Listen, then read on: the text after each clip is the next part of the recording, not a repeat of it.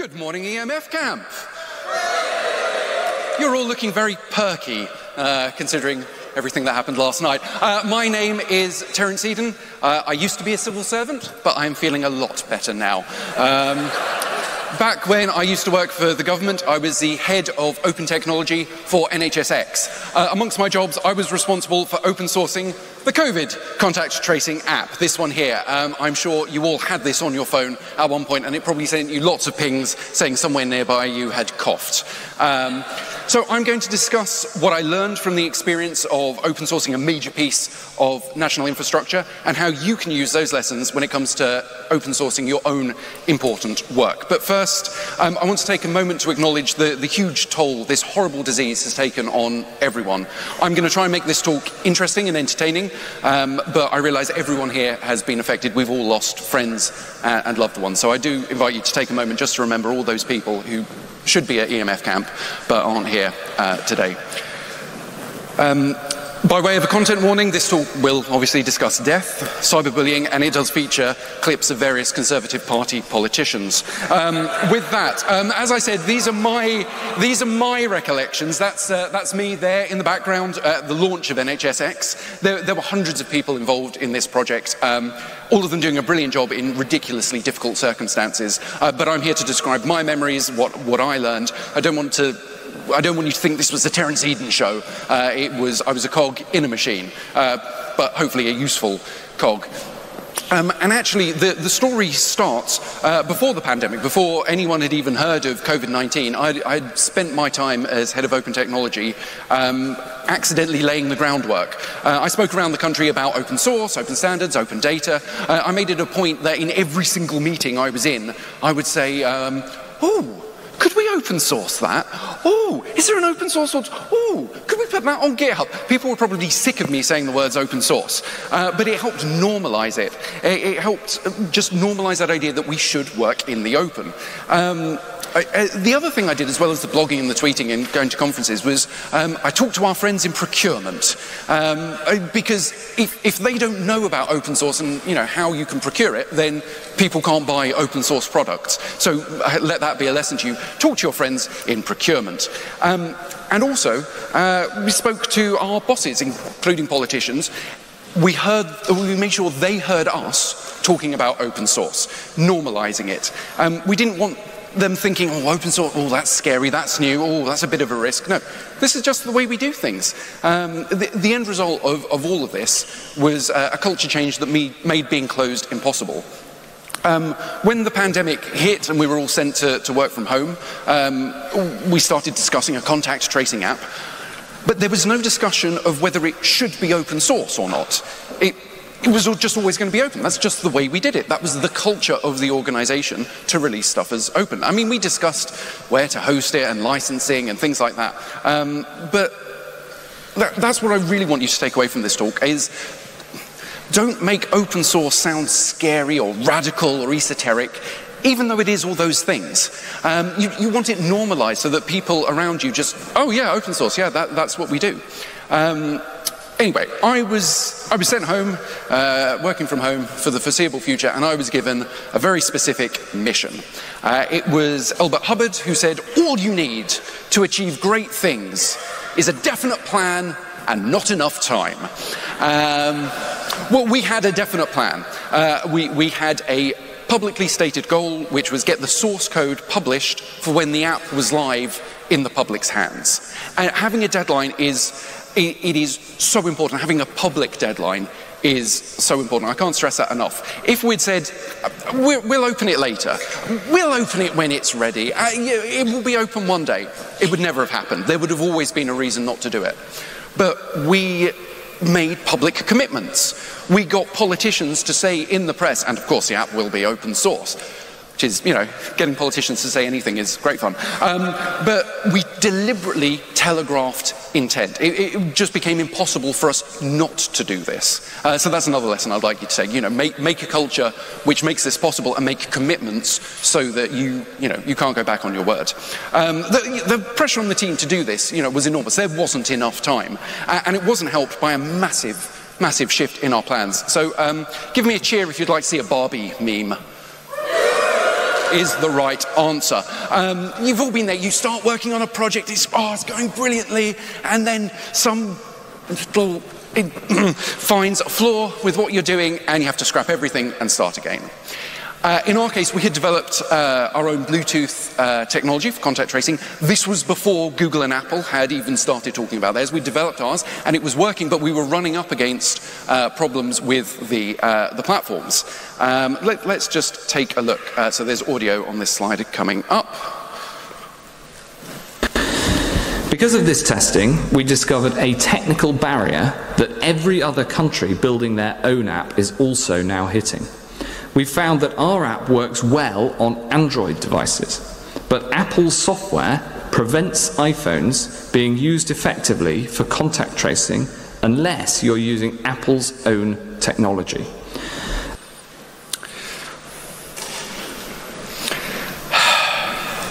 You can argue about whether politicians have our best interests at heart, but ultimately they are democratically accountable, as they are about to find out.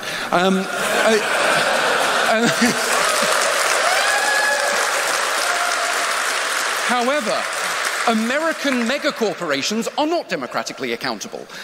You can use a Freedom of Information request to get source code from the government, but good luck doing that against Google and Apple. The original technology that we had developed ourselves, it worked, and it worked pretty well. And the source code is still open source if you want to go and play with it.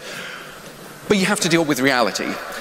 Sometimes you just can't afford to be ideologically pure, because ideology doesn't get you that far. What's actually needed is incremental change to get you towards your goal, which is a bit boring, but it works. If we'd refused to face reality, I think that could have been disastrous for the app and for the pandemic response.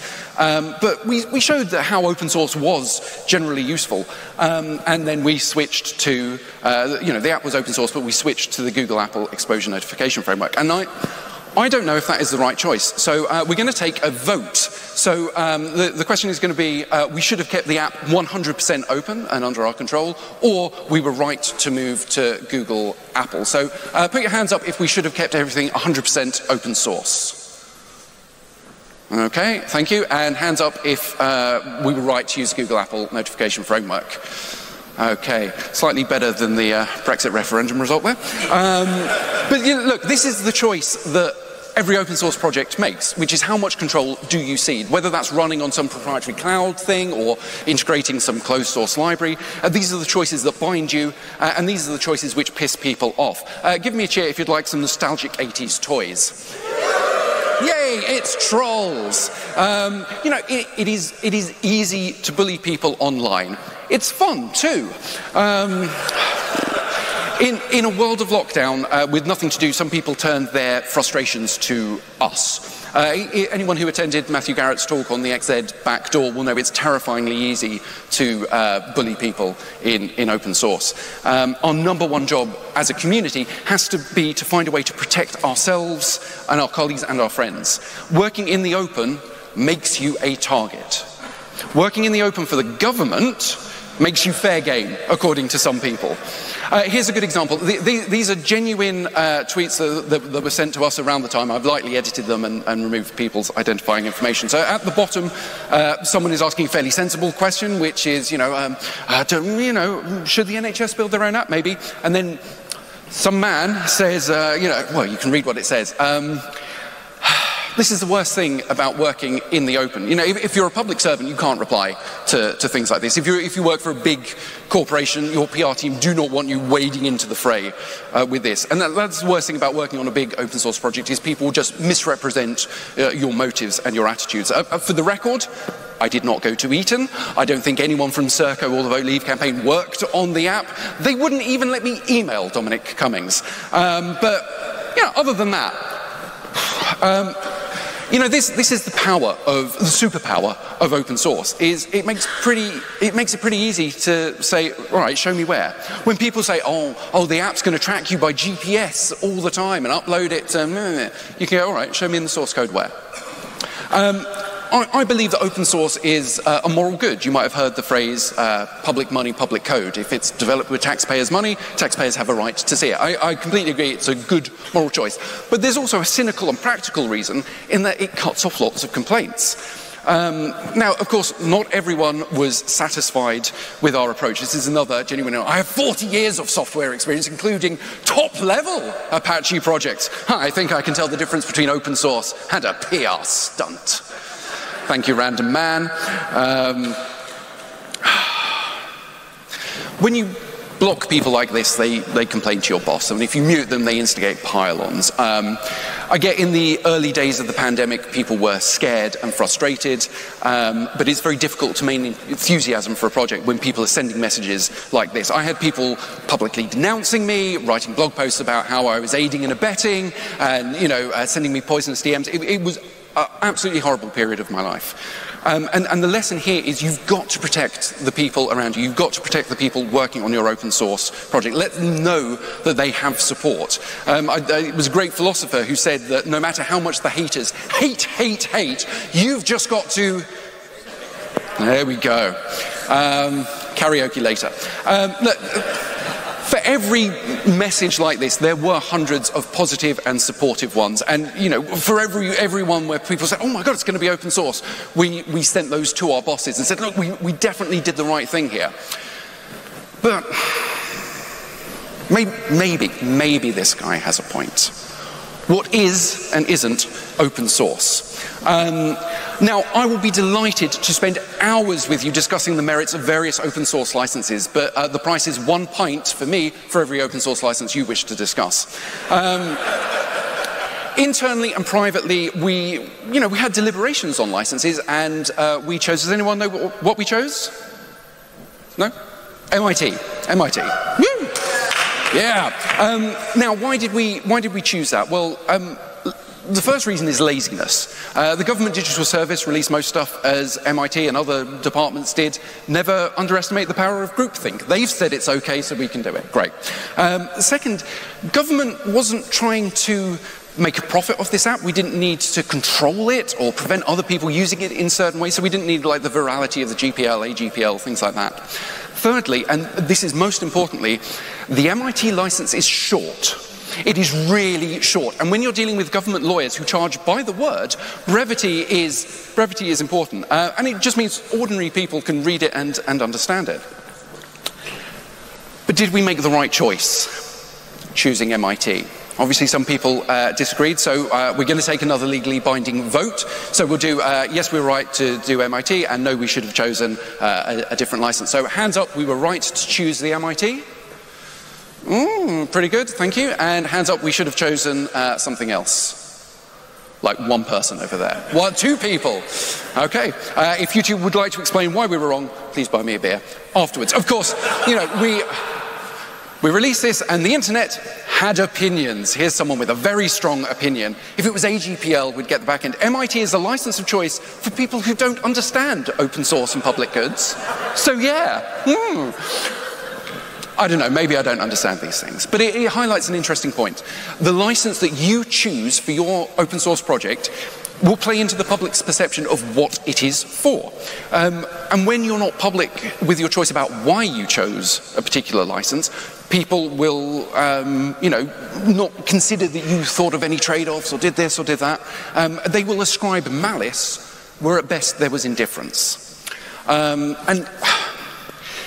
Look, it gives me no pleasure to say this whatsoever, but this person was wrong. They were completely wrong. We released the front end, the back end, the Docker images, the tests, the documentation, the API, everything. The MIT lets you do that. That was cathartic.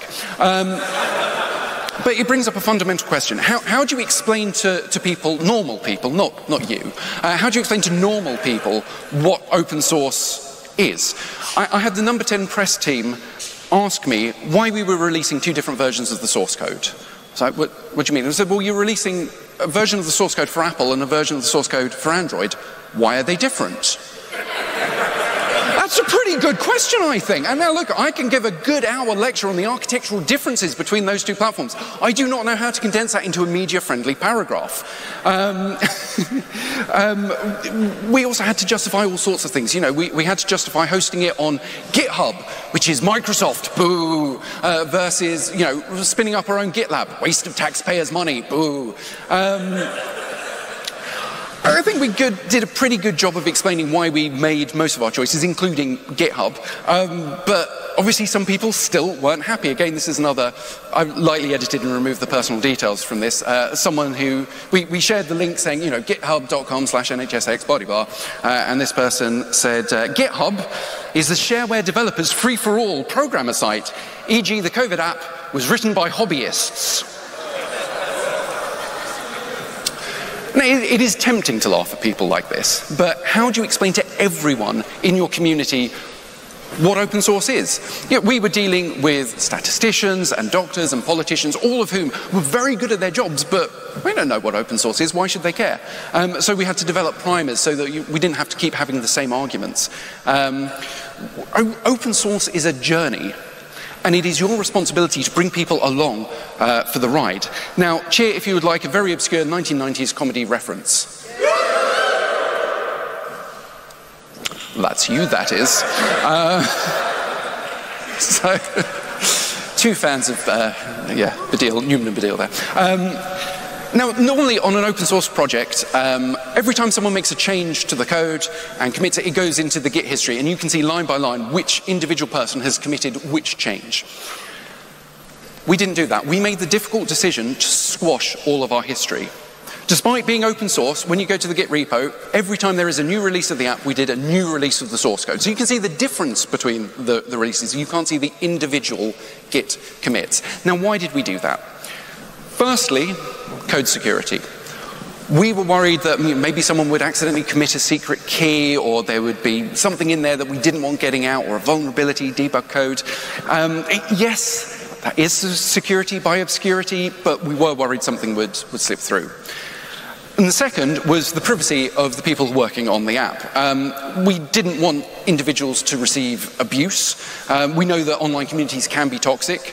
Do you want to be Twitter's main character because you forgot a semicolon somewhere, or, you know, or why wasn't this person working late in the evening? Well, you know, they've got a life. We also didn't want individuals to be sponsored by phishers or state-sponsored attackers. So with each new release, we compressed the history and put up a new version.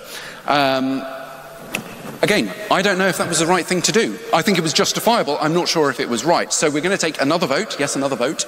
And so we're going to say we were right to squash the Git history, or we should have released every individual Git commit. So hands up, we were right to squash the history. That's pretty good, thank you. And those who think we should have released every single Git commit, a fair few of you. Perfectly justifiable. Like I say, I don't know whether we made the right choice, but it allowed us to get things open source. This is another interesting problem that we faced. Comments are a natural part of source code. You know, for those of you unfamiliar, they're little messages that programmers leave to explain what something in the source code does, and they're vital to understanding what the code does. So we wanted to leave in comments, and by and large we did. But the problem is programmers think they're funny. So we had to say, do not put anything in the source code that you do not want on the front page of the Daily Mail. And, you know, I mean, incidentally, I would bloody love it if the headline on the Daily Mail was "Fury as the government mandates tabs over spaces, and it's your children who are paying for it." Be careful what you wish for. So, you know, we had people who left in comments about frustration, oh, this bloody API doesn't work, or inadvisable political thing, oh, Barnard Castle, or, you know, personal information, you know, you need to tell Sue to fix that thing over there. So we had to go through a slightly tedious process to remove them. The problem is that even accurate technical comments can be slightly misleading. We had a process which spawned a bunch of sub-processes, and they would sometimes time out, and we had to restart. You know, this is very boring, normal stuff, and this was the comment that was left. When the signal is received, terminate all non-responsive children, do not log any data, and spawn a new daemon. Now, I know what they're talking about, and you know what they're talking about, but you know, if you've been ingesting a lot of COVID 5G conspiracy theories, this doesn't look good, does it?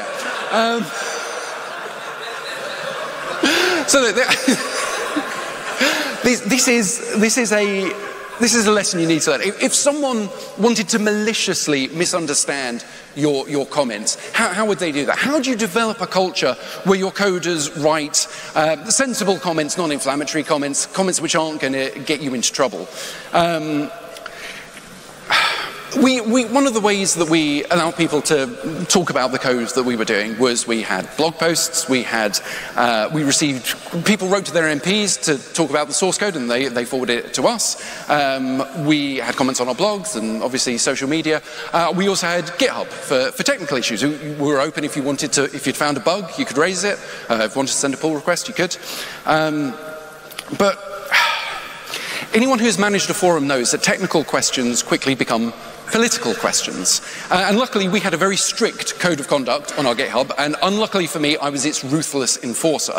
And this is an impossible balance to get right for any open source project. You want to be welcoming to people, but you need to moderate. And that doesn't just mean getting rid of the spam.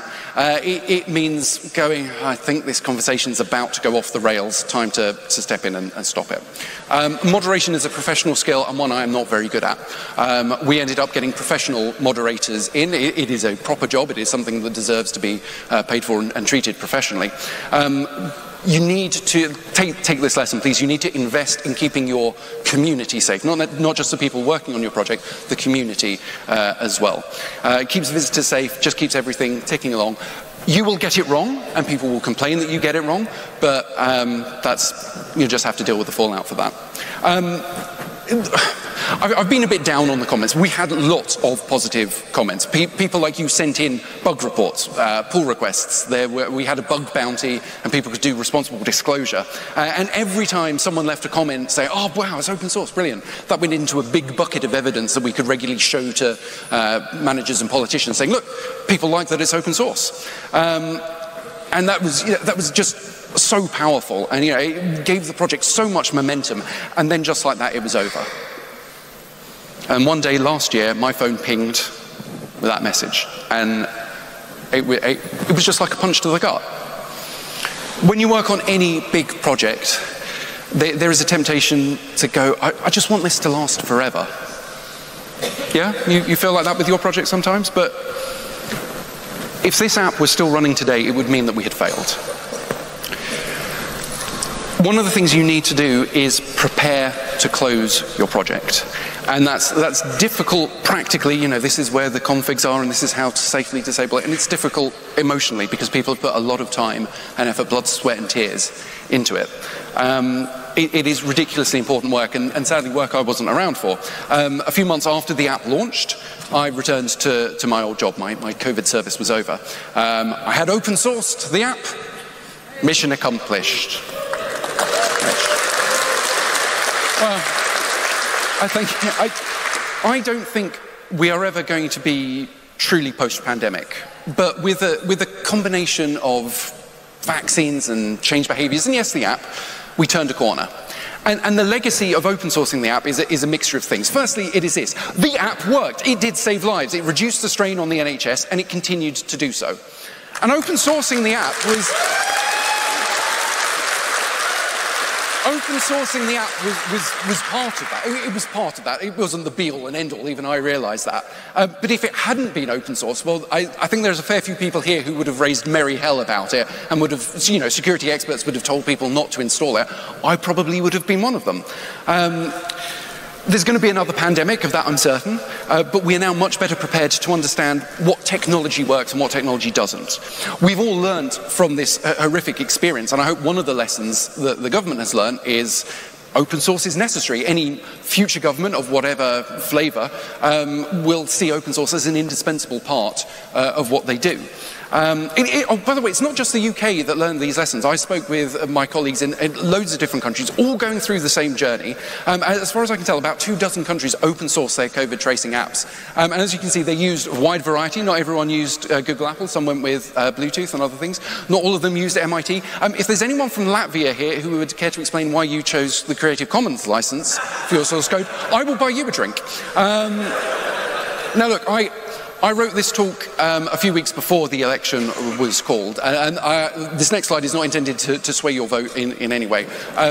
This is a speech that Rishi Sunak, the Prime Minister of the UK, for now, gave a few weeks ago. This is the Prime Minister of the UK, for now, talking about being pro-open source. I mean, this is saying open source drives innovation. There must be a very high bar for any restrictions on open source. This is number 10, saying open source is a force for good. We are not relegated to paragraph 400 of a trade document. We're not, just being ignored, that's for the spods. This is front and center of a major speech. And this is the legacy of the COVID tracing app being open source. And that legacy is not mine, that is yours. That is due to every single person here who sent a message to their MP going, oh, it's open source, brilliant. Every single one who left a star or a comment on GitHub or left a comment on a blog or gave a pull request or something like that. The lesson that I learned from this entire experience is that open source is about community, and it is you, the community, who saved the day. So thank you. Thank you.